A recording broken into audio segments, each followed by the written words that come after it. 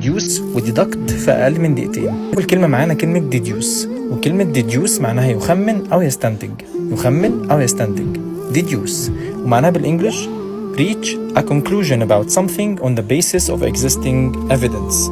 reach a conclusion about something on the basis of existing evidence، يعني أنت بتستنتج حاجة معينة بناء على دليل موجود قدامك. والمثال بيقول judging from the tire tracks at the scene of the accident, the police deduced that the driver had been exceeding the speed limit. Judging from the tire tracks at the scene of the accident, the police deduced that the driver had been exceeding the speed limit.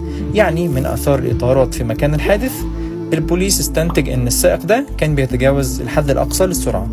يبقى كلمة deduce معناها يخمن أو يستنتج. بعد كده تاني كلمة معانا كلمة deduct.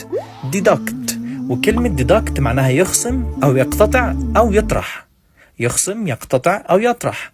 deduct يعني take something away from a total amount أو subtract. take something away from a total amount أو subtract. والمثال بيقول a small transaction fee will be deducted from the payment into your bank account. A small transaction fee will be deducted from the payment into your bank account. يعني سيتم خصم رسوم معاملة صغيرة من الدفعة إلى حسابك المصرفي. يبقى كلمة deduct معناها يخصم أو يقتطع أو يطرح. يبقى كده كان معانا deduce يخمن، أما deduct يخصم أو يقتطع أو يطرح.